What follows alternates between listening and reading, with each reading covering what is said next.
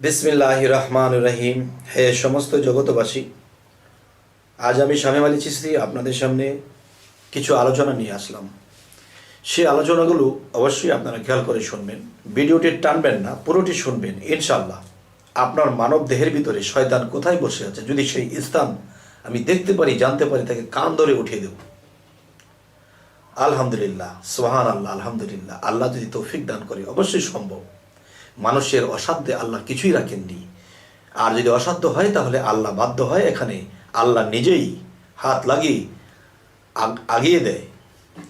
যাই হোক, এখন যে কথাটি বলতে চাচ্ছি যে বড় পীর আব্দুল কাদের জিলানী একটি মজলিসের মধ্যে কি ঘটনা ঘটেছে, যে ভালো আলোচনা হচ্ছে, ভালো কিছু শোনা হচ্ছে, বোঝা হচ্ছে, এর মধ্যে একটা মহিলা ঢুকে পড়েছে। মহিলা ঢুকেছে, তাও কি পুরুষের রূপ ধারণ করে। তখন সে বসে যখন মজলিসের ভিতরে ঢুকে পড়েছে, মজলিসের ভিতরে যখন ঢুকে পড়েছে তখন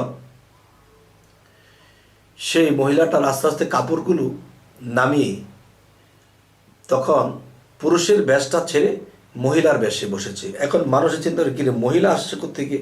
তো এর মধ্যে দুই চারজন একটু মন ডিস্টার্ব থাকে, এরকম পুরুষ লোক, আর যারা ভালো মন নিয়ে এসে এরা এর দিকে ফিরে চায় না। এর মধ্যে দুই একজন সে মহিলার দিকে নজর দিচ্ছে, আর সেই মহিলাটি কি করে তাদের শরীরে হাত দেয় এবং কে নিচের দিকেও হাত দেয়, এরকম অবস্থা। তখন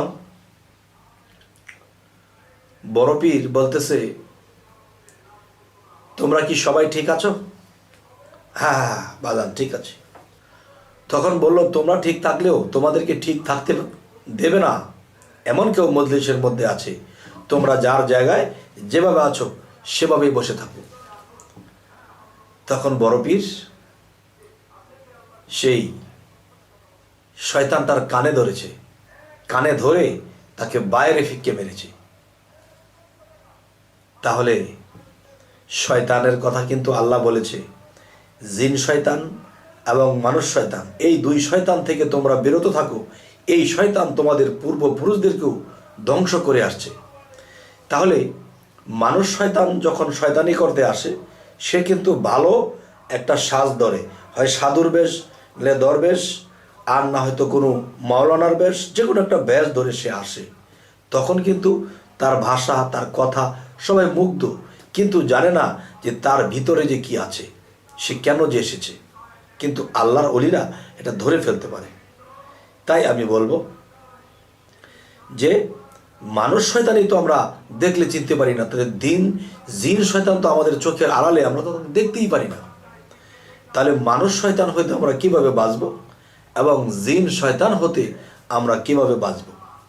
আচ্ছা, তাহলে আজকের কথার মূল কি, যে আপনার মানব দেহের ভিতরে শয়তানটা কোথায় বাস করে, সেখানে যদি আমি দেখতে হয় তাহলে কে দেখাবে? আমার মুর্শিদ আমাকে দেখাবে। আর এটা কবে দেখাবে? যেই দিন আমাকে মুরিদ করবে, বায়াত করবে।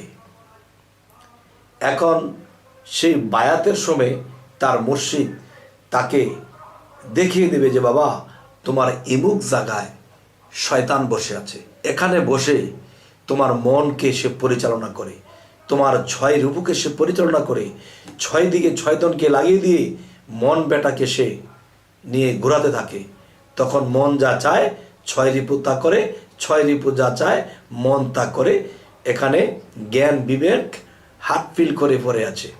তাহলে আজকের কথা কি, যখন একটা মানুষ বায়াত গ্রহণ করবে তখন তার মুর্শিদ বায়াতের মাধ্যমে দেখিয়ে দেবে যে বাবা, তোমার এই জায়গায় শয়তান বসে আছে, এখান থেকে তাকে কান ধরে বের করে দাও।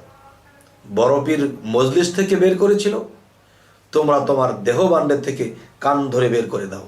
তাহলে কান ধরে যদি আমাকে সেই শয়তানকে বের করতে হয়, তাহলে শয়তানের স্থানটা আমাকে চিনতে হবে। যেমন আরও একটি বিষয়, যে বড় পীর আব্দুল কাদের জিলানীর সময় এই ঘটনাটি হয়েছিল, কিংবা মস্তবি শরীফের মধ্যে মাওলানা জালালউদ্দিন রুমিও এই কথাটি বলে গেছেন। সেটি কি, একজন গৃহস্থ সারাদিন কাজকাম করেছে, শরীরে ক্লান্ত, ঘরের মধ্যে শুয়ে আছে, তো ঘরের আশেপাশে দিয়ে চোর ঘুরতেছে, ঘর থেকে কিছু চুরি করে নিয়ে যাবে। তখন সেই চোর যখন ঘরের ভিতরে ঢুকেছে, যে কোনো কায়দা কৌশল করে বা শীত কেটে ঢুকেছে, ঢুকার পরে গৃহস্থ যে শুয়ে আছে সে টের পাইতেছে যে ঘরের মধ্যে খচর মচর শোনা যায়। তখন সে কি করেছে, উঠেছে, ঘুম থেকে উঠে কি করেছে, সেখানে একটা বাতি জ্বালিয়েছে। ধরেন গ্রাম দেশের কুপি, বাতি বা হারিকেন, একটা কিছু জ্বালিয়েছে। তখন কুপিটাকে যখন জ্বালাইয়া রাখে, তখন সে কিন্তু কুপিটা দিয়ে বারবার খুঁজবে যে কোন চিপা চাপায় কোনো চোর আছে কিনা, কিছু আছে কিনা খুঁজবে। তখন সে যখন একটা জায়গায় রেখেছে কুপিটা, যখন এটা দিয়ে জ্বালানোর পরে কুপিটা এমন কায়দাতে আছে, আর সে এমন কায়দায় আছে, আর চোর দরজার পাশে দিয়ে দরজার চিপার মধ্যে আছে, আর কুপিটা এমন জায়গায় রাখা আছে, আর সে এমন জায়গায় দাঁড়িয়েছে। তখন জ্বালানো মাত্রই চোর ওখান থেকে ফু দেয়, ফু দিলে তার কুপিটা নিভে যায়। আরে নিভলো কেন? পরে আবার জ্বালানোর পরে তখন কুপিটা নিয়ে একটু ঘুরে দেখবে কোনো কিছু আছে কিনা। তখন চোর এমন জায়গাতে আছে, করে কি আস্তে করে ফু দেয়, তখন কুপিটা নিভে যায়। সে বলে কি বারবার নিভে যায়। তখন বিরক্ত হয়ে সে গৃহস্থ ঘুমিয়ে আছে। সকালবেলা ঘুম থেকে উঠে দেখে তার ঘরবাড়ি, সদরঘাট সব নিয়ে গেছে চোরে। উঠলে কি হবে আর ভোরে? তখন কি হবে? আজকের যে আলোচনাটি, আপনার মানব দেহের ভিতরে এই শয়তানটি এমন একটি জায়গায়, এমন একটি সিস্টেমে বসে আছে যা আমরা কখনো দেখি না, অনুভব করি না। আমরা যখন ধ্যান সাধনা করার জন্য যে মুর্শিদের রূপ নিশানা যখন ঠিক করতে যাব, তখনই সে রূপ নিশানার মধ্যে ঢুকতে দেয় না, সে আবরণ করে দেয়, মুর্শিদের রূপটা আনতে দেয় না। গেল পরে আবার এসব বাদ দিয়ে সুন্দর করে আবার যখন ধ্যানের মধ্যে বসি, তখন কি সেই রূপচরণটা আসতে দেয় না। শয়তান বলে, শয়তান কি করে, তখন তার মনের মধ্যে অসহাসারে যে কুপি নিভিয়ে দিয়েছিল, অসহাসা দিয়ে তখন তার মনটা নাড়িয়ে দেয়। তখন মুর্শিদের ছোরত পায় না। মুর্শিদের ছোরত তখনই পাবে যখন সে একনিষ্ঠভাবে নীরবের দেশে রব আসে।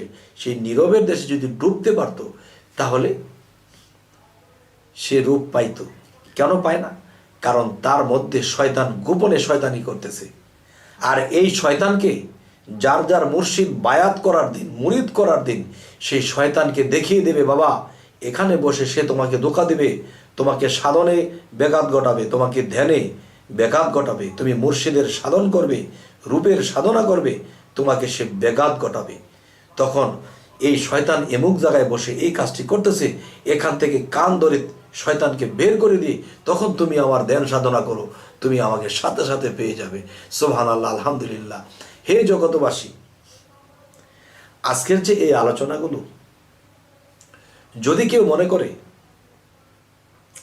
যে কথাটা ভালো লাগলো না বা এটা সেটা, বলতে পারেন। আমার এই কথাগুলো যারা আমার এই দেশের মানুষ, যারা তরিকতের প্রেমিক, তরিকতের সাধক, যারা পলকে পলকে চোখের পানি ঝরে, তারাই একমাত্র এই কথাগুলো ধরে এবং পরবর্তীতে এই সাধনগুলা করে এবং শয়তানকে পাইয়া জাগা মতো মারে, এরপরে তারে বের করে ঘর থেকে।